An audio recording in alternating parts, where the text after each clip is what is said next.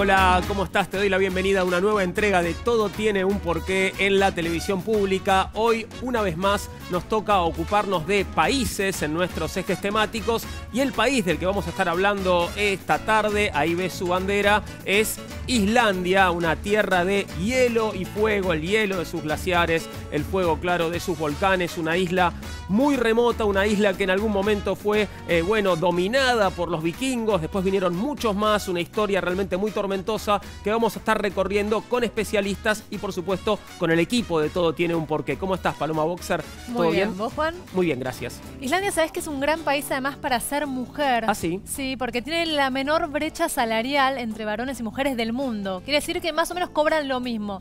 De hecho, se espera que para 2022 cobren exactamente lo mismo. Interesante eso, ¿eh? Son poca gente igual, pero parece que ser mujer vale la pena en Islandia, aunque hace un poco de frío. ¿Cómo estás vos, Flor Valarino? ¿Todo bien? Bien, muy bien, Juan. También vamos a hablar de la geografía de Islandia, porque como vos decías, es un territorio de volcanes, más de 200 volcanes.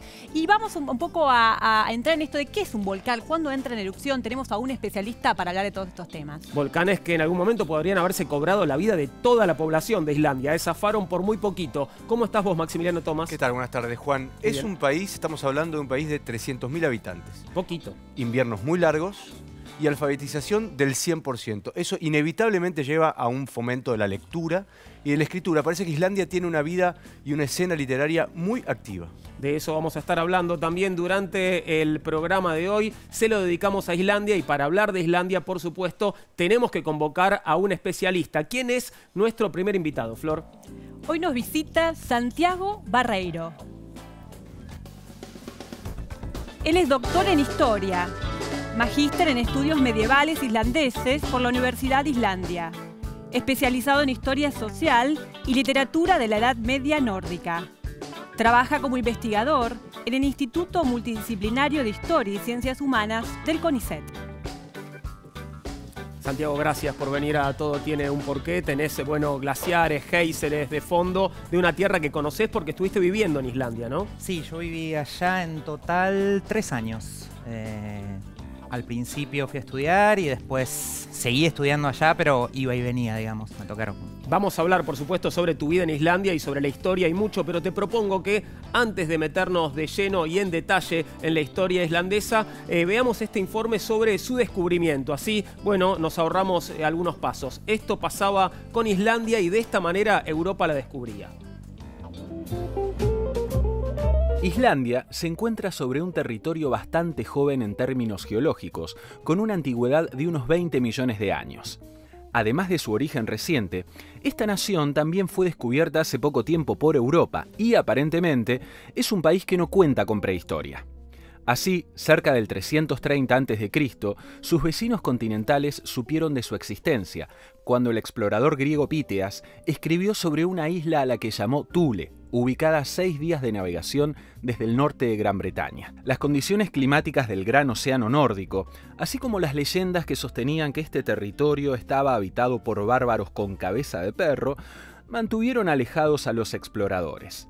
Debieron pasar varios siglos para que llegaran excursiones desde Europa, y hay indicios que señalan que unos monjes irlandeses fueron los siguientes en cruzarse a territorio islandés. Ellos solían ir hasta las islas Feroe y se habrían establecido en Islandia alrededor del 700, donde permanecieron hasta principios del siglo IX, cuando comenzaron a llegar los primeros nórdicos. El primero fue Nador, quien partió desde Noruega y desembarcó en la costa este hacia el 850 y llamó Snæland, tierra de nieve al lugar. El segundo visitante fue Gardar Sbarbarsson, quien circunnavegó la isla y se estableció en Húsavík, al norte, donde pasó un invierno. Hacia el año 850, el noruego Hrafna Flóki Villierarsson se dirigió junto a su familia a Snæland y llegó hasta Vassfjörður, en la costa oeste. Al llegar, vio icebergs que lo desencantaron e hicieron que comenzara a llamar la zona como Iceland, tierra de hielo, desde donde regresó a Noruega. Pero un tiempo después, decidió dirigirse nuevamente a Islandia y esta vez se estableció en el distrito de Skagafjörden, en la costa norte. Según el libro de los islandeses, la fuente más antigua que existe, escrita en el año 1130 aproximadamente, el periodo de conquista ocurrió alrededor de los años 870 y 930. En otra fuente, llamada El Libro de los Asentamientos del siglo XII, se sostiene explícitamente que el primer colono permanente fue Ingolf Arneson, quien llegó desde Noruega junto con su esposa. Ambos desembarcaron en Ingolsofti, en el sureste de Islandia en el 871.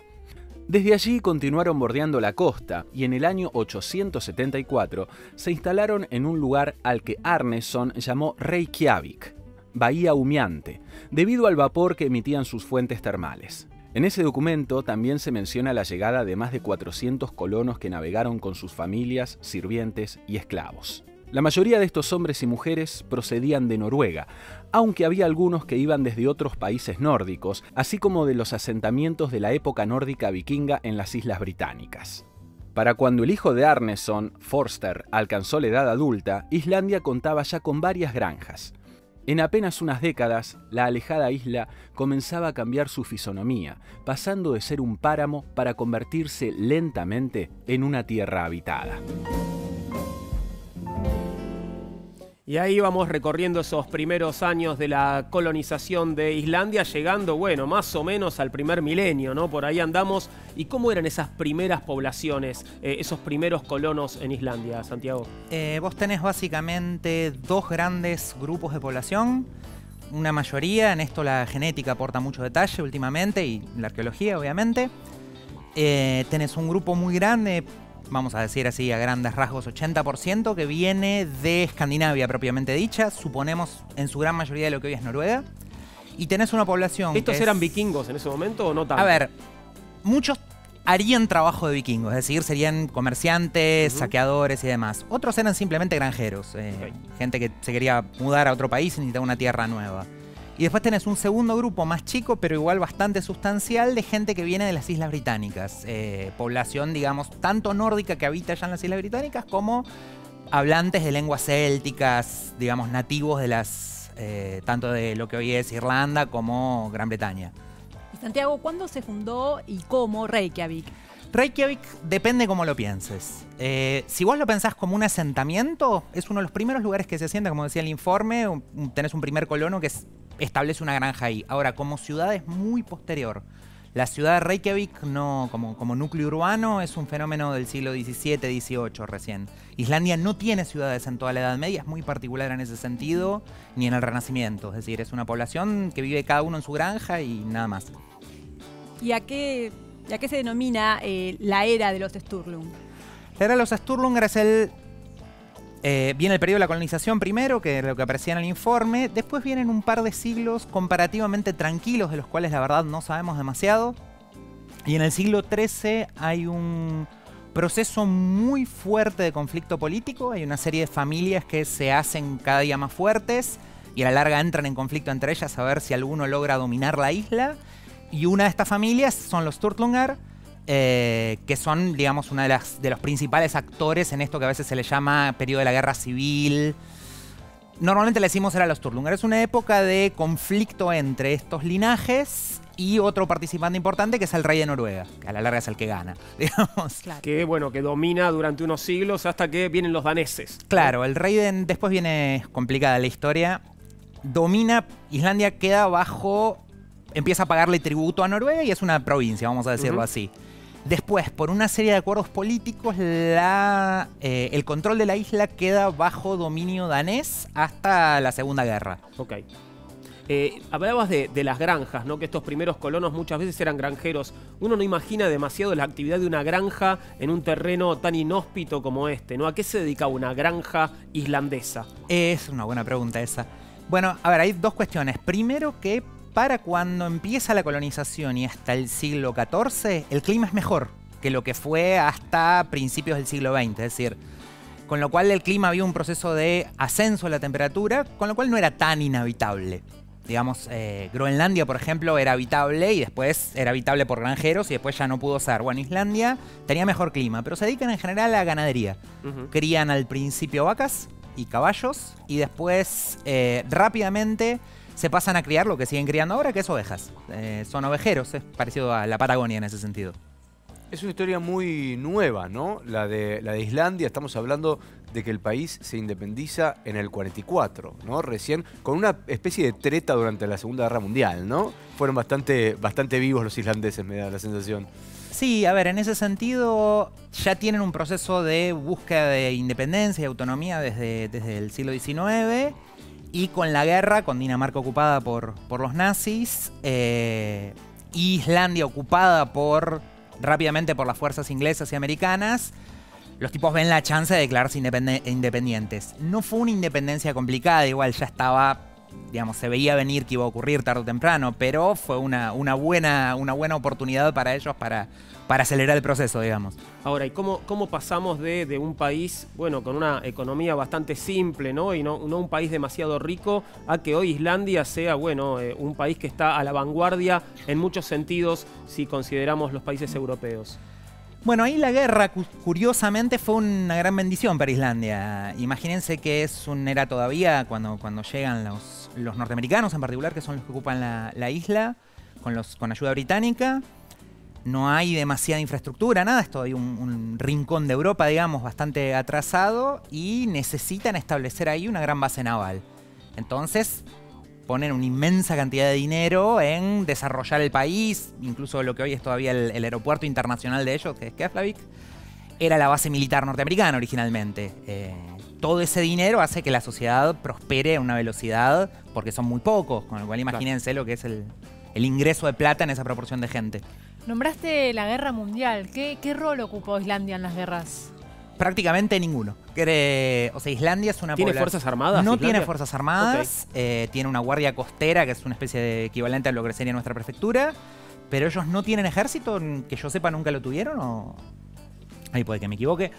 Pero en la guerra ellos simplemente sirvieron de base para ayudar al esfuerzo de reconquistar Europa, sobre todo del lado angloamericano.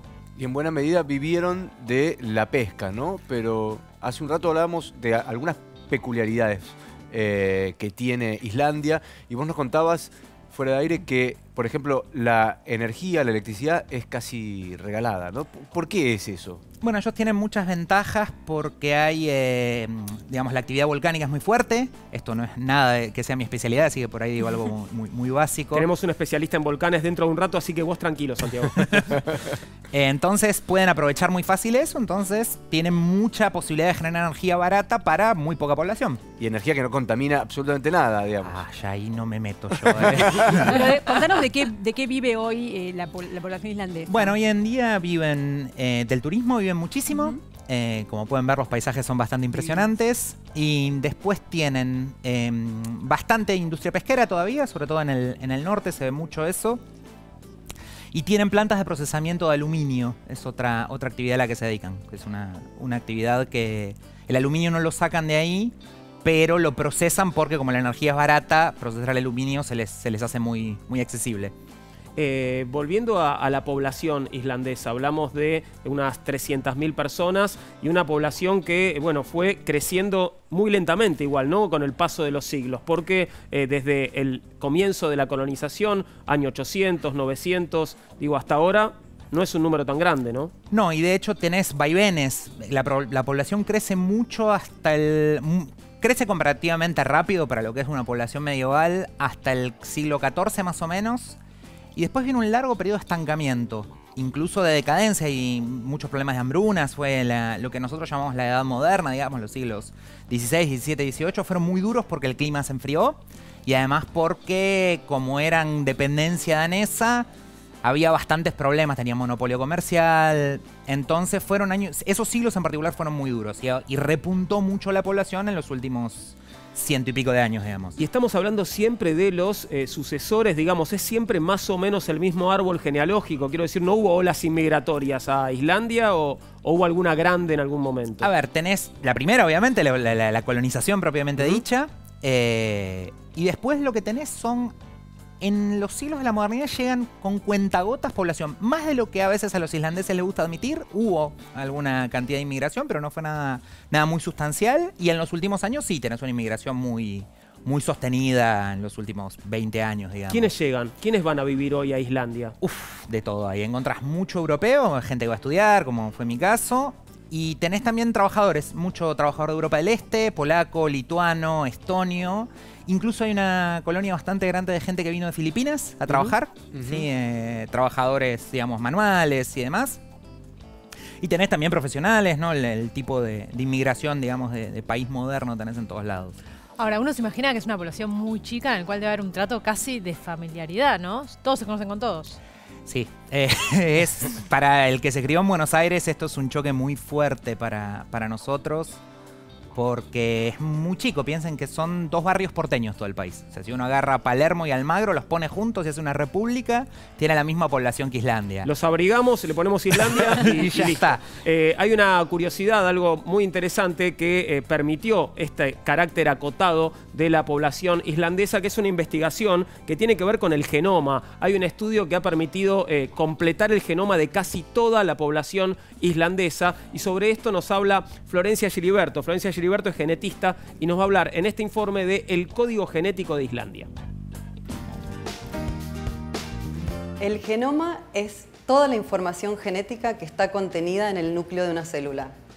Generalmente cuando hablamos del genoma humano nos referimos al ADN que está dentro del núcleo de una célula, distribuido entre los 23 pares de cromosomas, que sería la estructura que alberga los genes.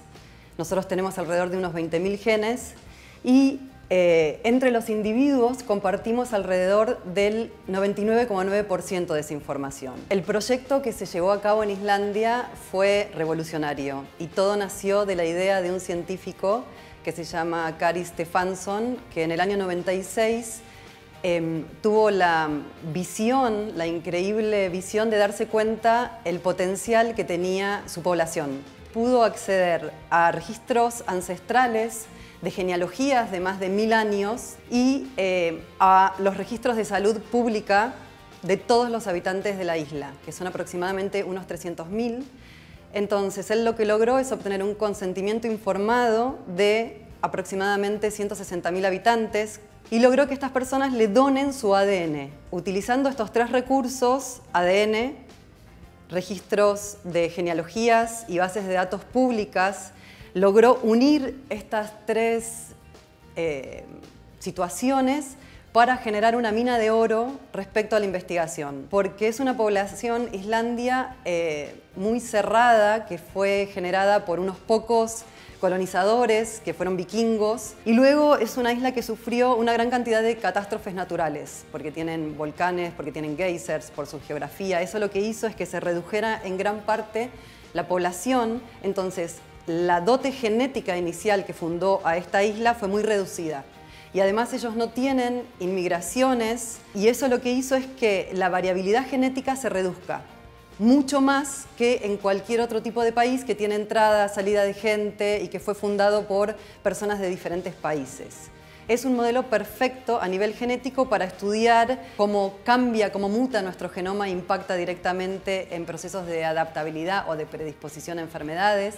Y uno de los campos más impactantes es el desarrollo de nuevas terapéuticas que tienden a intentar modificar los genes que están alterados, que también se conoce como terapia génica.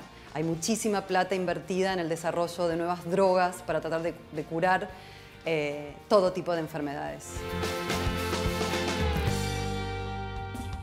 Parece entonces que la población de Islandia es un tesoro también para la ciencia porque permite desarrollar este tipo de investigaciones. ¿Es verdad que no hay apellidos en Islandia, Santiago? No, no hay apellidos en el sentido nuestro. Tienen un sistema de patronímicos, por ejemplo, como pasa con la gente en Rusia.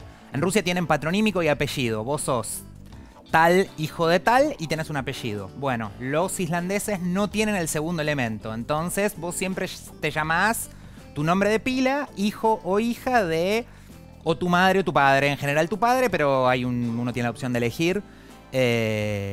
y eso no se hereda, entonces a la siguiente generación ya no sabes cuál es la familia, sacando algunos pequeños casos de apellidos heredables que hay 5 o 6 familias que llevan apellido. Entonces casi siempre te vas a encontrar con que las terminaciones son, si sos varón, tu apellido, tu patronímico termina en son, y si sos mujer termina en dotir. Claro, así. son para los varones y dochter, que es la hijo-hija, muy parecido al inglés, como terminan los nombres. ¿Y de dónde viene la lengua islandesa? Bueno, la lengua islandesa básicamente la trajeron los colonizadores escandinavos y es la heredera de la forma arcaica, que es el antiguo nórdico, una de las formas de antiguo nórdico, que es una lengua emparentada con, obviamente, las demás lenguas escandinavas, sueco, noruego y danés, con el alemán y más lejanamente, y con el holandés y más lejanamente con el inglés. A todos me parece que nos dio un poquito de ganas de irnos a vivir una temporada a Islandia. ¿Cuán difícil es aprender islandés? A ver, la gramática depende... A ver, no es... Para ser una lengua, yo me dedico a la forma antigua de la lengua, pero no cambió demasiado, es una lengua muy conservadora.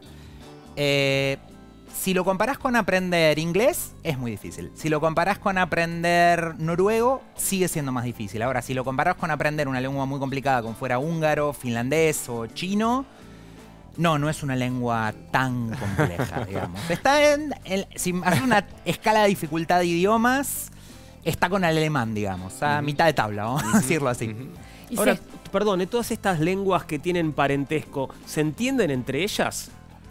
No. Hoy en día, el islandés con la única que tiene inteligibilidad y en alguna medida es con su pariente más cercano, que es el faroés, ¿sí? Que es la lengua que se habla en las Islas Feroe.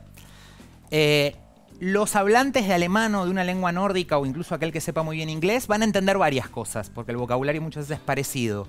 Pero no, si alguien te habla en islandés y vos no, incluso si es un hablante de noruego, vas a entender muy poco.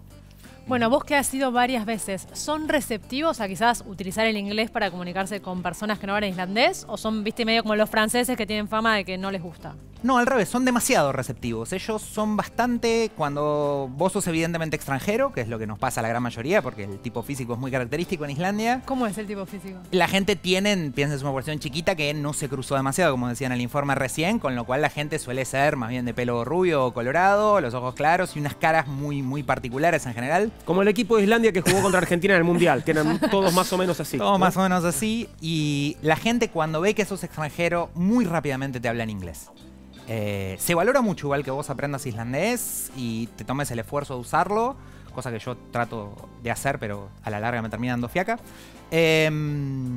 Pero no, al revés, tienen el problema opuesto de los franceses. Ellos te hablan en inglés y vos les respondés en islandés y te insisten en hablarte en inglés. Si querés aprender un poquito de islandés, tenemos una propuesta para hacerte porque tenemos un profesor de islandés. No es tan fácil encontrarlos en Argentina, pero encontramos a uno que además se llama Odín. ¿No es genial que se llame Odín Atlason? Es nuestro profesor de islandés y nos va a contar algunas de las particularidades de esta lengua que nos parece tan extraña. El islandés es una lengua que se ha hablado en Islandia desde el siglo IX, cuando llegaron ahí los primeros colonizadores. La gran mayoría de esos colonizadores fueron personas de Noruega. El islandés es una lengua que se ha conservado prácticamente como en la época de los vikingos, sobre todo en lo referente de lo escrito. El sistema que usamos para los apellidos en Islandia es distinto al que usan en Argentina y en la mayoría de los países occidentales. Usamos el nombre del papá y agregamos el sufijo son para si es un hijo o dóttir si es una hija. Si comparamos el islandés con las otras lenguas nórdicas, lo que caracteriza más al islandés es una flexión muy extensa del idioma. La conjugación de los verbos es complicada. Los verbos tienen personas, tiempos, modos y voz. Los sustantivos, los pronombres, los adjetivos y los números se declinan en 4 casos. Por ejemplo, los adjetivos existen en 2 formas, forma débil y fuerte. Pero en las otras lenguas nórdicas, no existe tanta flexión. El alfabeto islandés está basado en el alfabeto latino, tal como el alfabeto español. El islandés se escribe como en la mayoría de los países occidentales. Si hacemos una comparación entre los alfabetos islandés y el español, el alfabeto español tiene 27 letras. El islandés tiene 32 letras. Las letras que no usamos en islandés son C, Q, Ñ, W y Z.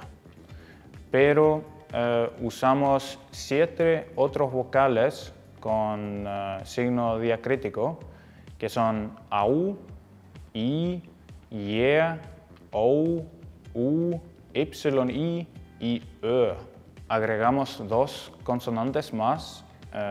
Una se llama EAD y se pronuncia como la D final en español. La otra es THOT y se pronuncia más o menos como la Z en español castellano. La última letra se llama AI y se pronuncia como el diptongo AI en español. Bueno, el nombre de Odín es aún más tremendo, me contaba Santiago, porque ¿qué significa el apellido o el patronímico de Odín? Claro, el nombre de él es, el padre tiene que ser Atli, el nombre, que es la forma islandesa de Atila, ¿no? El famoso rey. O sea que es Odín, hijo de Atila. Sí.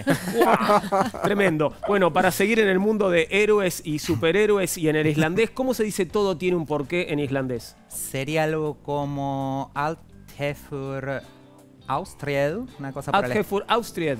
Austried. Austried. Terminarlo con U. Sí, Casi, eso es casi lo digo razón. bien. No hay manera de decir por qué, pero eso es razón, causa. Qué rápido aprendiste islandés, ¿no? A toda velocidad, siga. No lo revisemos.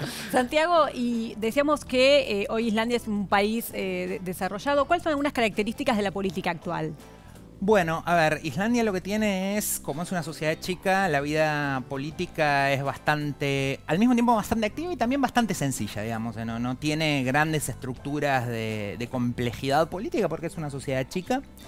Hay mucha participación ciudadana. Hay mucha participación ciudadana, sobre todo lo que pasó después de la crisis que hubo en 2008, la crepa. No tanta como, a ver, para un argentino esto no es sorprendente. Hay gente que viene de países más, pero en Argentina tenemos mucha tradición de participación política, no nos impresiona, pero sí se nota una vida política activa.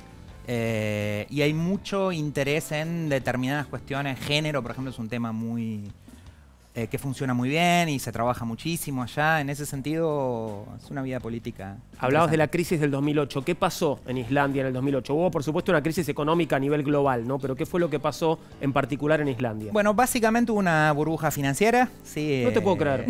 Algo que no pasa en ningún lado. Una burbuja financiera, se dio préstamos de más, problemas después para cobrarlos.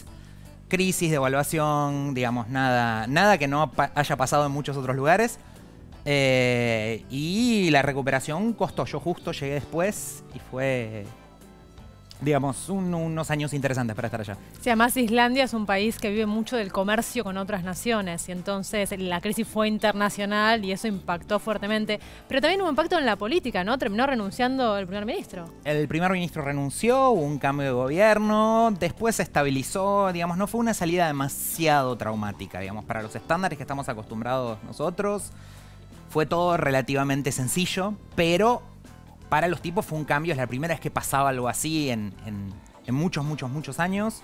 Y fue un cimbronazo interesante para los tipos y el cambio político fue muy fuerte.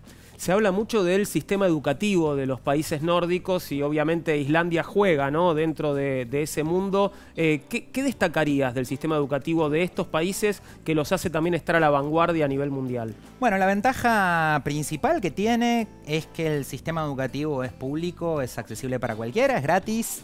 ¿No hay escuelas privadas en Islandia o también hay? Que yo sepa, hay pocas, me parece. No sé no si es es negocio, legal. ¿no? No es negocio. La escuela, hay una escuela que es Mentaskólen, que es a donde uno va si quiere progresar en la vida. y es pública también, digamos. En ese sentido es un país donde la educación, la universidad igual, hay universidades privadas y públicas, pero la universidad realmente buena es la universidad pública allá, la Universidad de Islandia, ¿no? Yo imagino esos largos inviernos como lector casi como una especie de paraíso, ¿no? Me imagino que hacen mucha vida de interior, debe haber bibliotecas en todas las casas, me imagino, y gente que lee mucho y al parecer también una vida literaria muy activa. Parece que todo el mundo escribe en Islandia, ¿no? Sí, es verdad, digamos, no es que todo el mundo lo haga, pero la vida literaria es muy, muy grande, hay un número muy sorprendente de librerías y un gusto por los géneros, digamos, de ficción muy, muy grande. Y también es un país que ha producido, para la poca gente que tiene, no solo grandes literatos, sino también grandes académicos. Tiene algunos historiadores de primera línea, es un país interesante en ese sentido. La vida, digamos, escrita también en parte porque, nada, tenés que pasar mucho tiempo adentro. Lo mismo te pasa con el deporte, por ejemplo. Lo más popular es el handball, porque obviamente no está para practicar polo, digamos. Claro. ¿Cuántos meses hay que estar adentro en Islandia al año? Depende de dónde estés. Okay. Reykjavik tiene un clima constantemente frío, pero nunca realmente severo. O sea, oscilás entre menos 15 con toda la furia y 15 para arriba. Ahora, en el interior o sobre todo en el este de la isla, el clima es mucho peor. Debe vivir menos gente ahí, ¿no? Sí, toda la gente vive en general al sur y al oeste, que es donde está mejor el clima, con alguna excepción. La segunda ciudad está al norte, Akureyri. Pero depende de dónde estés. Cuanto más se alejas de la costa, obviamente es más frío y más inhabitable se vuelve. Toda la gente vive pegada al agua, digamos. Te invito a conocer algunos detalles del sistema educativo islandés. Seguramente te vas a sorprender con más de uno. Vemos el sistema educativo de Islandia. Hacemos una pequeña pausa y seguimos conversando sobre este país tan fascinante y vamos a meternos también en su geografía y en su geología. Llega el turno de los volcanes dentro de unos minutos nada más. Ahora, el sistema educativo islandés. Casi la totalidad de la población de Islandia está alfabetizada, lo que demuestra el nivel de excelencia que tiene su particular sistema educativo. Desde los 6 años, la educación es obligatoria. Preescolar, primaria, secundaria básica y secundaria superior son las etapas por las que pasa el alumno bajo la supervisión del Ministerio de Educación, Ciencia y Cultura. El país garantiza la enseñanza en instituciones públicas y solo unos pocos establecimientos son privados. Otro factor importante son las guarderías, que se desarrollan en hogares particulares, por lo que no forman parte del sistema educativo. No obstante, el Estado inspecciona cada una de ellas, implicándose en los derechos del niño desde su más temprana edad. En la etapa de educación preescolar, los tutores deben llevar un control de las actividades y al mismo tiempo involucrar a los padres en el aprendizaje de sus hijos. Consideran indispensable promover la gramática y la buena pronunciación. La formación de los escolares en esta etapa va encaminada a que se motiven en la participación, sean niños independientes, libres, activos y comprometidos.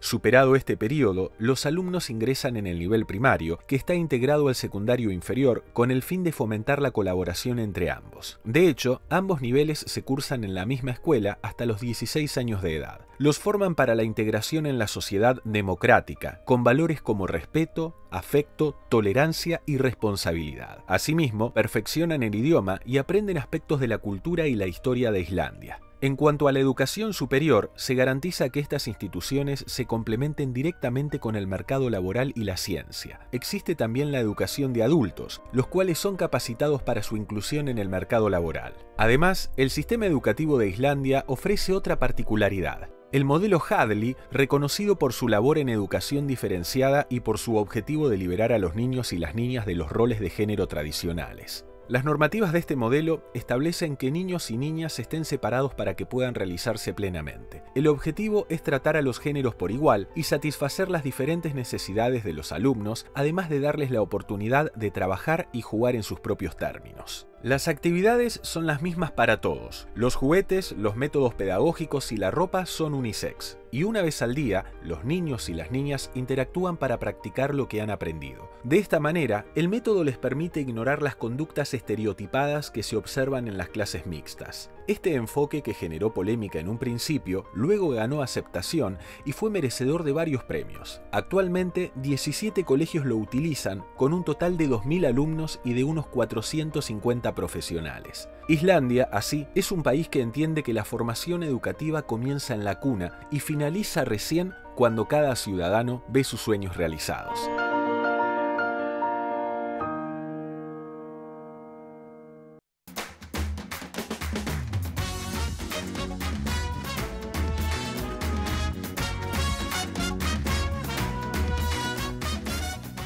Segundo bloque de Todo Tiene un Porqué. Hoy estamos dedicándole el programa a Islandia y quedó dando vueltas hace un ratito aquí con nuestros compañeros y con Santiago la idea de que Islandia es el mejor país del mundo para ser mujer. Queremos explicarte por qué y lo hacemos en este informe.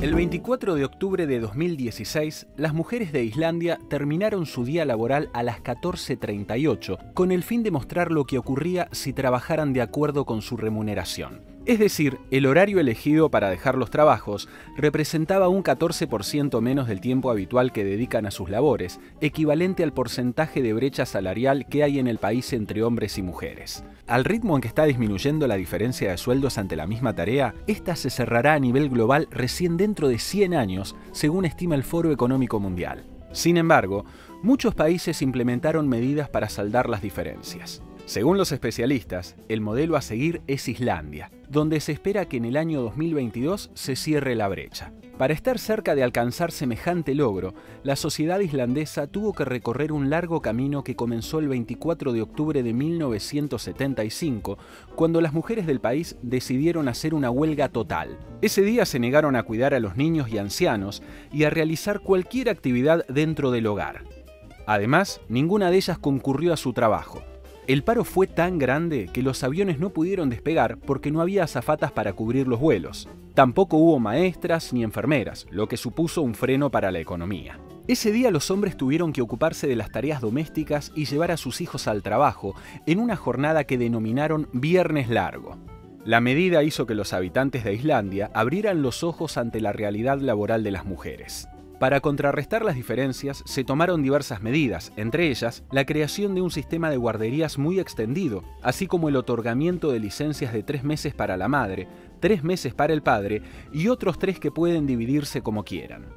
Como resultado, el 82% de las mujeres islandesas en edad de trabajar lo hacen.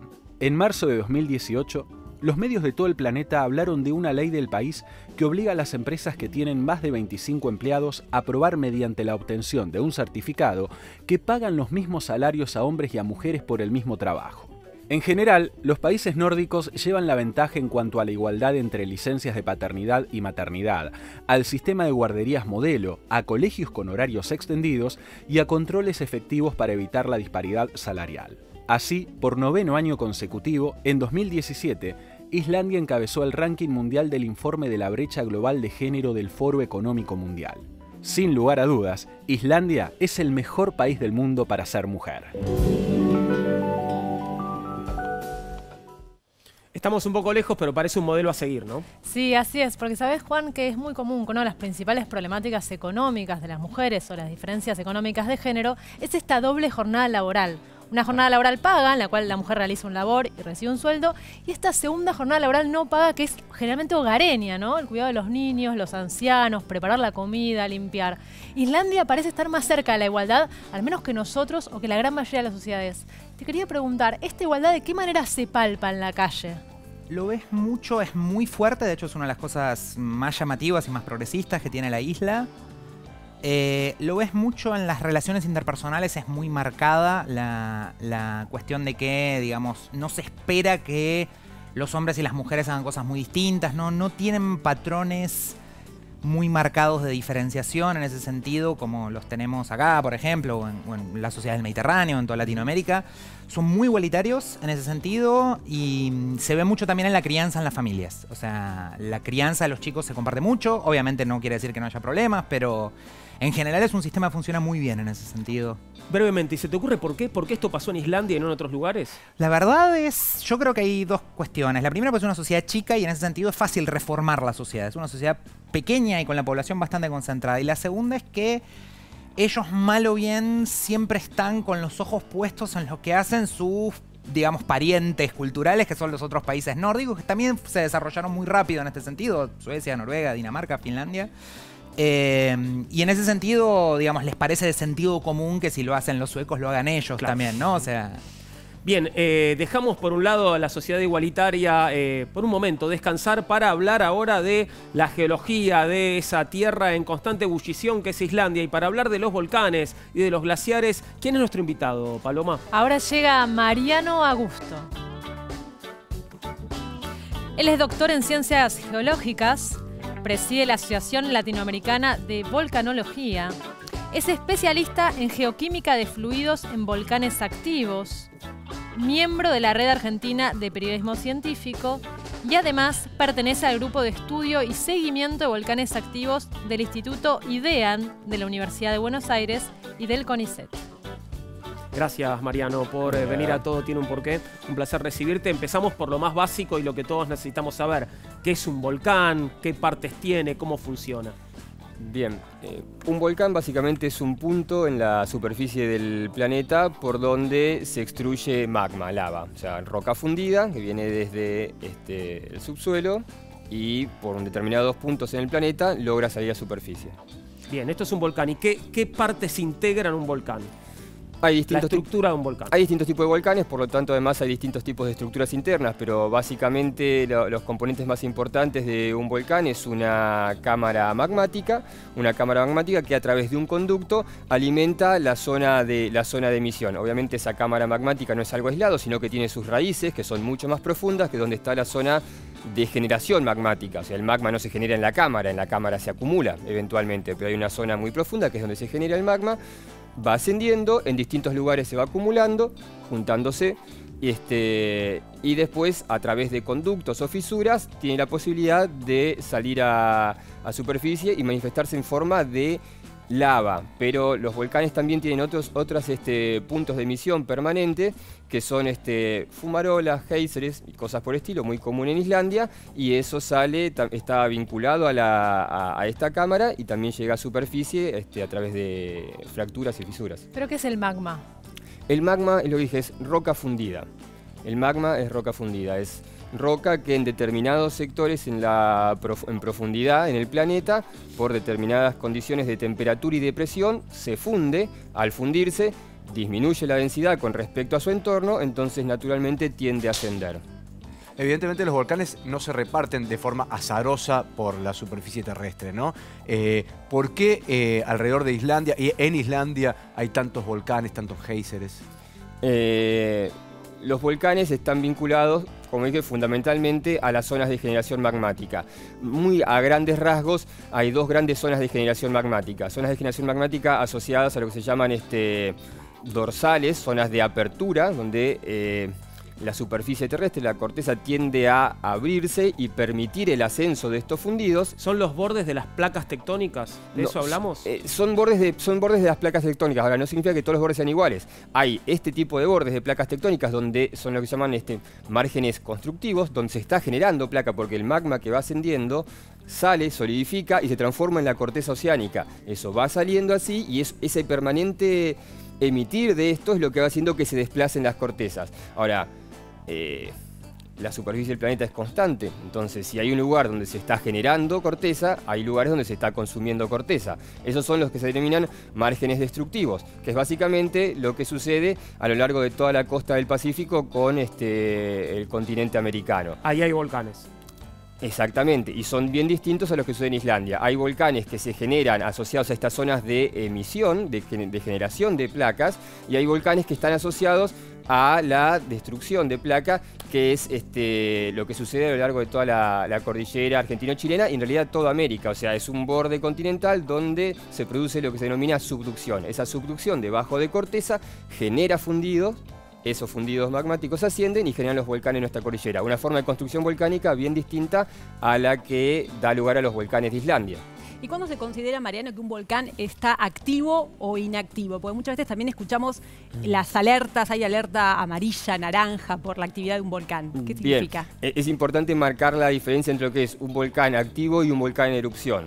Cuando se marcan estas alertas es porque un volcán está con determinada probabilidad de entrar en erupción. Volcán activo, por definición, volcán activo es todo volcán que ha entrado en erupción en algún momento en los últimos 10.000 años. Ah, es un montón de tiempo. Es un montón de tiempo. De hecho, por eso incluso en nuestra cordillera tenemos volcanes que no tienen registro que se denomina histórico, o sea, registro de una actividad eruptiva en tiempos históricos, cuando hubo posibilidad de que alguien tomara este registro de este evento, pero por dataciones y por estudios geológicos saben que un volcán hizo erupción hace 3.000, 4.000 años y por definición eso es un volcán activo. Es una definición y tiene que ver fundamentalmente con cómo identificar registros. O sea, la última gran glaciación fue hace 10.000 años. Si un volcán tiene registro por encima de los depósitos glaciarios, es activo. Si el volcán tiene sus emisiones por debajo de lo que fueron los depósitos glaciarios, se lo considera inactivo. Esto está, de todas maneras, en revisión permanente, porque básicamente es un punto, nada más en el tiempo, hace 10.000 años. Pero para determinados tipos de condiciones de composición magmática se considera que se puede utilizar otros valores.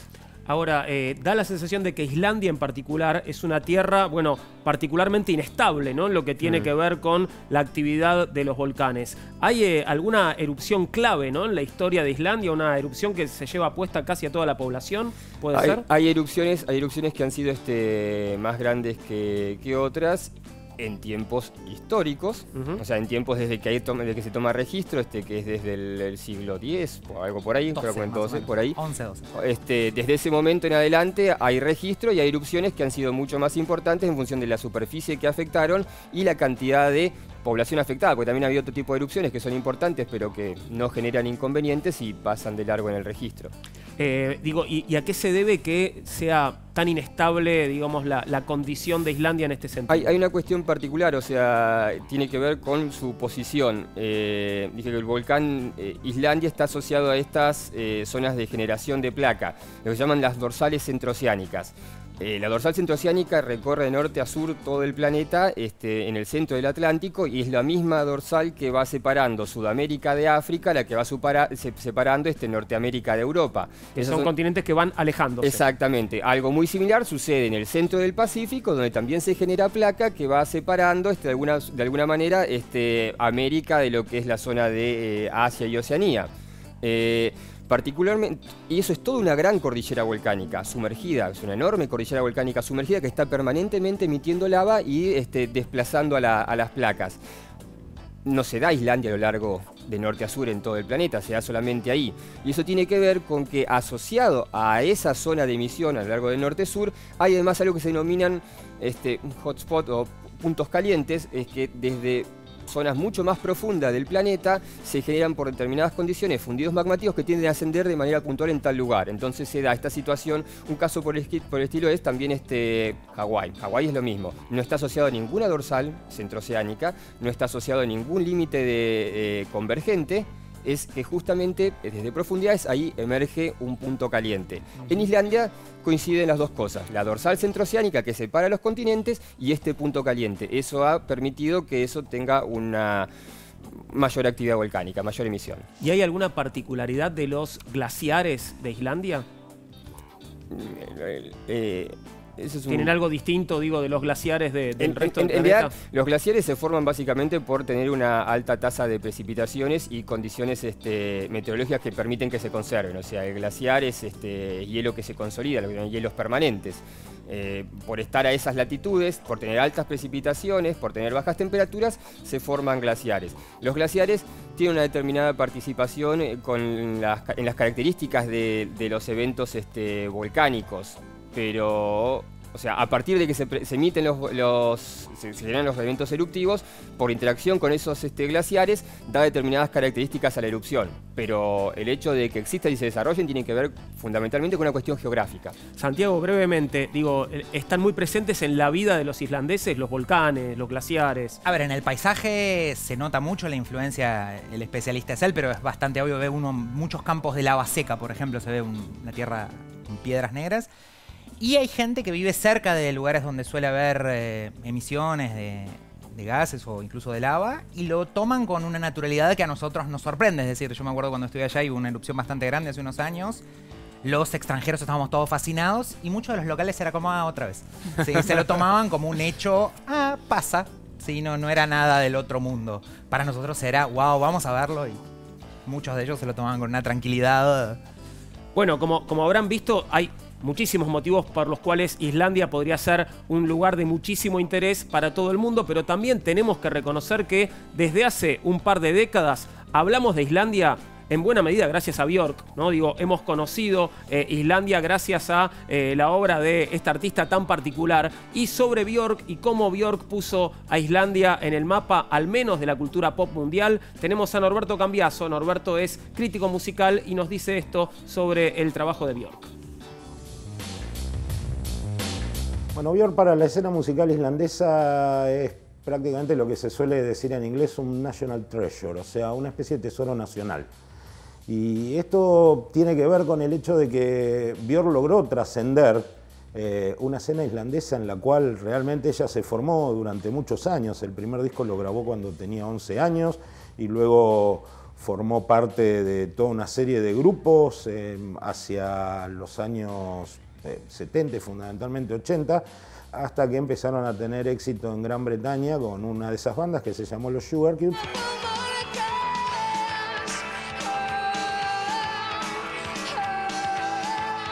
Y después se convirtió en cantante solista, compositora y varias cosas más, y entonces apareció esa Björk que probablemente la mayor parte del mundo conozca hoy. De alguna manera Björk se ha convertido en algo muy importante, en particular en lo que hace a su música, porque ha logrado trascender toda clase de fronteras entre los géneros.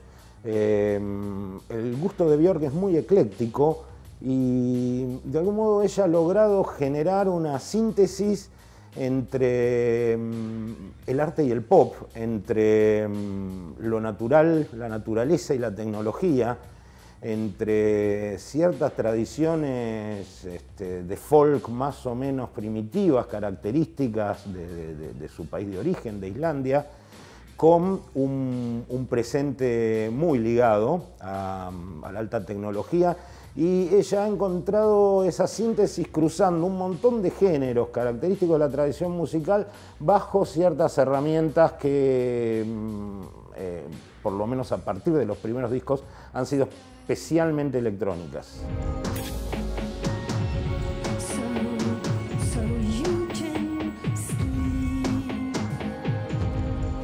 Björk ha influido en muchos músicos, te diría, para hablarte simplemente de algo muy mainstream, o sea, Kanye West o Lady Gaga no serían quienes fueron, no tendrían esa relación con la moda y los diseñadores o ciertos diseñadores específicos de moda si antes no hubiera aparecido el ejemplo de Björk.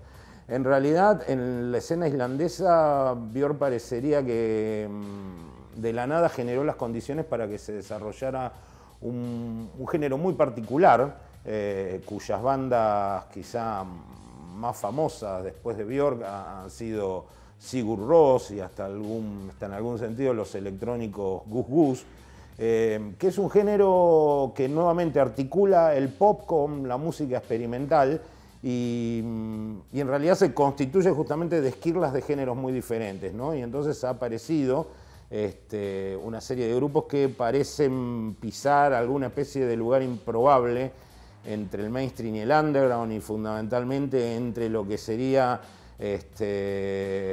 la canción y cierto tipo de transformaciones de estudio más experimentales.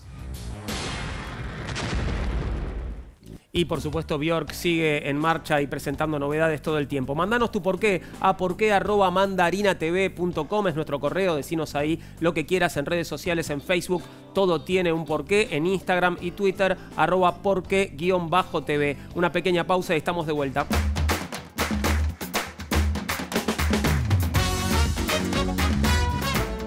¿Tenés problemas para dormir? Probá Melatol Plus, el primer inductor del sueño y sedante. Con melatonina y extractos naturales de valeriana, pasiflora y tilo. Mirá. ¿Vos tampoco podés dormir? ¿Qué te pasó? El día me pasó fue de locos hoy. Lo que me va a pasar mañana a mí. Tengo 1000 cosas. ¿Melatol Plus? Melatol Plus. Si tu día a día te quita el sueño, Melatol Plus te lo devuelve noche a noche. Melatol Plus, lo natural es dormir bien.